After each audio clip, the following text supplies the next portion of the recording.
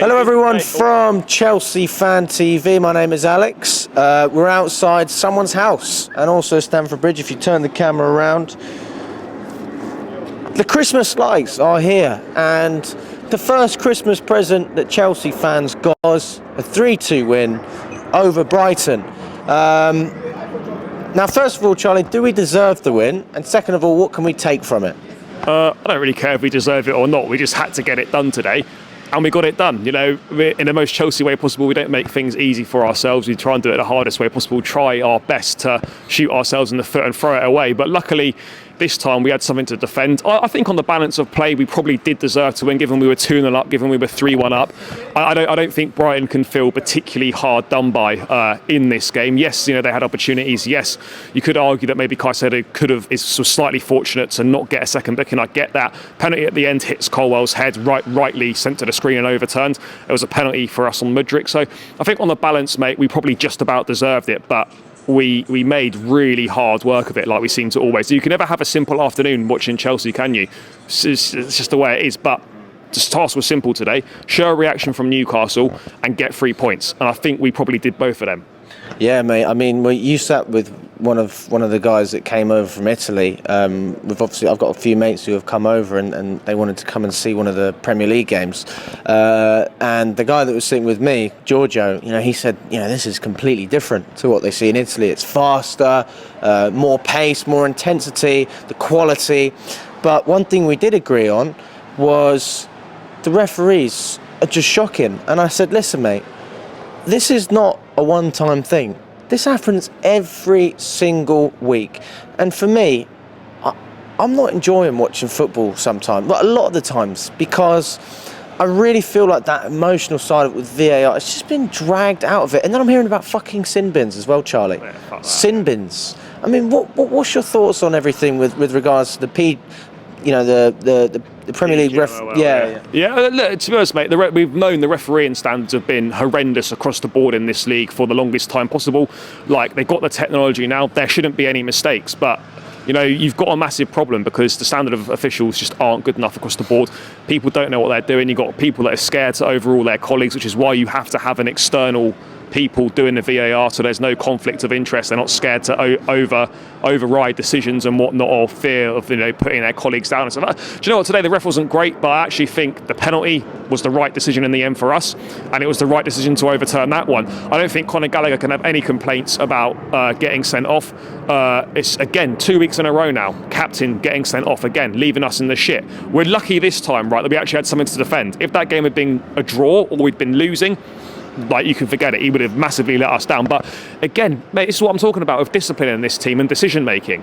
There is no discipline and there is no decision making. And there's another prime example why, with a couple minutes left till half time, on the halfway line, you going to ground to try and win the ball like that. It's just idiotic. It's brain dead.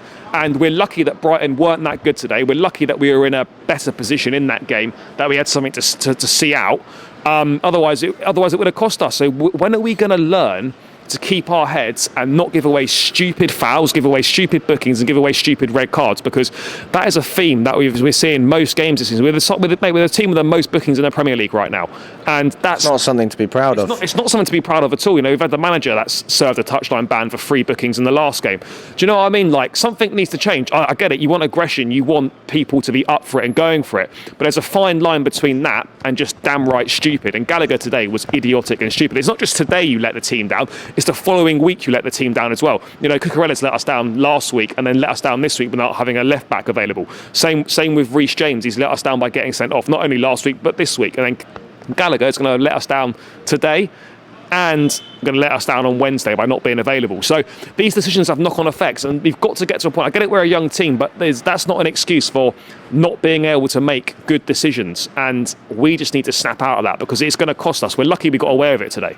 So you think that it's a case of us adapting to the new rules rather than people opting to change the standards of refereeing? Well, the standard of officiating's got to get better, but I don't think we were hard done by today by the officials. Yes, you know, there are maybe a lot of dubious bookings given out, but I think, to be honest, the main decisions that were made, and I don't normally stick up for referees, I think the standard is poor, but the main decisions that were made today, Gallagher being sent off was correct. The Mudryk penalty was correct, and overturning that handball on Colwell was correct as well. The others you can understand, some bookings were given for some things and at other times the same thing wasn't punished by a booking. So I get that. But generally speaking, mate, we have to move to a point where we are not shooting ourselves in the foot, because today could have been another really poor game for us where we've let ourselves down. Brighton weren't particularly good today. Yes, they came into it, had more of the ball in the second half when they had a man advantage. You would expect that. But generally speaking, they weren't that good. We were in control of that game. We were 2-0 up, goals from Enzo and Colwell, and then suddenly we have a mad 3 minutes where we let in a poor goal. It's a good finish, but it's a poor goal. It's poor from Disasi, it's poor from Colwell, allowing him to come in. We pick up a red card and suddenly the game completely changes within the space of 3 minutes. Mate, I don't say we're lucky, but we're fortunate that we were able to get a penalty, because otherwise, mate, we would have drawn that game or potentially lost. So, look, I'm positive for the win, but let's not kind of paper over the cracks and pretend that, everything's all right again after Newcastle. There are still some causes for concern, particularly for me, the amount of goals we're conceding. That's 4 against City, that's 4 against Newcastle, and it's another 2 today. I don't know why defensively we're struggling so much at the moment, when that's been one of our strengths and one of our strongest points in this team. Probably the fact that we're trying to open up and score goals, which has also been a weakness, which has been a weakness for us, so that we're trying to compensate for the lack of goals by maybe opening up a little bit more. Let's just move out the way a little bit. Yeah, I mean, maybe, of course, maybe you could say that because we're trying to be a bit more expansive, we're leaving ourselves a little bit more open. But I think if you look at a lot of the goals we're conceding, I don't really think it's to do with us being any more attacking. It's the fact that we're making stupid individual mistakes. Goals we're conceding where we're making horrendous decisions at the back. Goals we're conceding when no one's picking up their markers. So I don't think you can partly attribute it maybe, but I think you look at the goals we conceded over the last 3 games, and there's 10 of them.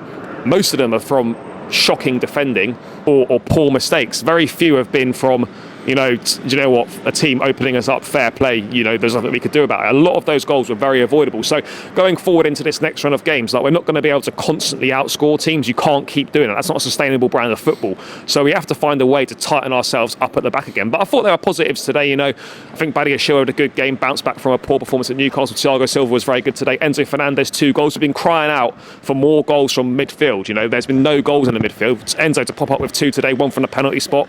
Obviously, atoning from his miss against West Ham earlier in the season to get that one was big for him. And yeah, goals from midfield is important. So to chip in with a couple today is a welcome positive. But yeah, there's still a lot to work on. But to be honest, man, I'm not too much about dragging the team down, because the task was simple today: get 3 points. Doesn't matter how we did it, and we did get the job done.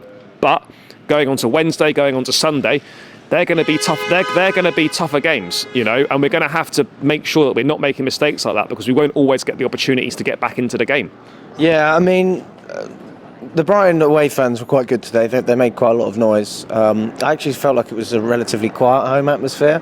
But do you know what? I don't blame Chelsea fans maybe for not getting up for it as much, because we've been disappointed so many times. So sometimes you just don't know what to expect. You go into it and and luckily we managed to come out with 3 points. But 2 players who were heavily criticised throughout the game, with a lot of verbal abuse. Obviously, Sanchez and Caicedo used to play for Brighton. What do you make of them today, and also what do you make of them so far since they've been at Chelsea? I thought Caicedo had a good game today. As I mentioned earlier, a little bit lucky. He was probably right on the borderline for a second booking. In another day you probably see that happening. But I think he's starting to come into his own now, starting to show that Brighton form. I thought it was very good today. As everywhere was breaking play up. Really pleased with him. And I think after a bit of a rocky start, given there was no pre-season at Chelsea, the protracted transfer cycle, I think he's now starting to find his feet in this team, and it's going to really benefit him that there's no more international breaks until March. He hasn't got once a month jetting back and forth to South America and disrupting his training and getting back late for games and whatnot. So that's going to be a plus. I think he's done reasonably well, and he's starting to find his feet. Sanchez was okay today. I didn't think he was that bad, commanding from crosses, made a couple of important saves. I still get a little bit nervous about him when he's on the ball at the back, particularly when there's pressure coming from the forwards. There was a time in the first half where he almost conceded a goal, couldn't get it out of his feet. At times distribution's poor, but I think as an overall picture so far, I actually don't think Sanchez has been horrendous, but there's definitely room for improvement from him. And to get stick from the Brighton fans is standard. Of course that's going to happen. I don't really know why, but it's kind of football. It's fans, and they're not totally expected for me. Yeah, and hopefully this is the start of us actually ending that December curse as well, because we've been notorious for bottling it every single year. We have a good start, or whatever it is, and then in December we just crumble. So it's not a bad way to start. No, it's not a bad way to start, mate. Unbeaten this month. Not all teams can say that, so that's I suppose that's a positive. Yes, it's one game. It's only our second win of the season at home in the league. First win at home in the league since Luton back in September. So that's shown how poor our home form has been. You take whatever you can at the moment, and this run of fixtures is going to be tough. I've said this is sort of a make or break for us. We're either going to be still in with a chance of the Champions League at the end of this run, or we're going to be well out of contention. That's the reality of the situation here. So, it's good that we responded from Newcastle, but this win won't mean this won't mean anything unless we can back it up with more wins. If we go on Wednesday and we draw or we lose, or we lose on Sunday, do you know what I mean? It makes it pretty pointless winning this game. If you get what I'm saying, I've said it so many times. The next thing for this team, we have to go and put a run of wins together. We've got one. Now we need to go and make it 2 or 3. If we can win the next 2 games, it's a fucking good week, and it's a really big start to December, where notoriously we tend to do very shit. So, yeah, do I feel confident? I don't know is the answer to that, because we've seen it so many times before. You get a false dawn, we win a game, you get confident for the next one, and then we just turn up and do an absolute shit show, and then you're back to square one again. So it's going to be difficult, mate. But I think we can get a couple of positive results in our next 2. But we just got to turn up. Yeah, and just to finish off, mate, we've been speaking about Jackson, and obviously we've been linked with Osimhen from Napoli as well. We've seen we saw Jackson at his best in pre-season when he had Chukwuemeka, when he had Nkunku, and Nkunku's almost back. I think Chukwuemeka's got a decent recovery as well. I think he's not too far away. What do you think we need to do to find a solution to find Jackson playing consistently good football? Because I actually don't think he was bad today, but I think there's a lot of people still saying, even though that wasn't bad, you can do better. Yeah, you can always do better, mate. You can always do better. I actually don't think it was that bad today. I think he held the ball up well at times. I think he beats men quite well. He runs the channels well. But at the same time, decision making's not all there at the moment. You'd expect that from a young player. Sometimes holds on to it for too long, doesn't release it quick enough, doesn't always pick the right pass. Finishing's got room for improvement as well. But do you know what? Generally speaking, mate, this is someone that was signed not to be the first choice striker at Chelsea right now. Obviously, because we didn't sign a striker in the summer, and with Nkunku being out for the majority of this season, for all of the season so far, he's found himself playing a lot more minutes. And do you know what? For someone that's in his people don't realise this is his 3rd year in senior football, right? And he's leading the line for Chelsea already at 22 years of age. When you put it in that perspective, he scored 6 league goals in, I think, he's played 13 or 14 games. Just over 1 in 2. That's not bad for someone that is meant to be a second choice striker. Can he do more? Absolutely, yes. Yeah. I think he works better playing off someone. I think Nkunku coming back could be a big plus for him. We could maybe see him work better. But ultimately, mate, this is Chelsea Football Club, and we need a top-class striker. Jackson could develop into that, but we need someone ready to come and fill that mould right now as quickly as possible, hopefully in January. And Jackson can learn off that. He's going to play an important role in the squad. But yeah, right now for me, mate, he's not good enough to be the Chelsea striker leading the line week in, week out. But there's potential there. He's got good attributes, and I like what I see from him. But he needs to be a squad rotation option, and then we need to get someone in to really bang the goals in. What about Broja? He was crap today. He come on, mate, and it was a job, kind of hold the ball up, just do what you can. He was awful. I like Broja. He's got good qualities, good attributes. Today he was shocking, mate. Wasn't holding the ball up. Everything was wayward. Yeah, it was awful from him. And to be honest, mate, he'd be one that I'm looking at with a new striker coming in, whether it's January or the summer. And I'm thinking, yeah, do you know what? His days could be numbered here, because Jackson's going to be here. We've got an elite striker hopefully coming in, and then we've still got Nkunku who can play the 9 role at times if needed as well. I think Broja, as much as I like him, as much as I think he's good, I don't really see him having a long-term future at Chelsea. That's not based off today, but that's just my general thoughts on him. But yeah, today he was poor.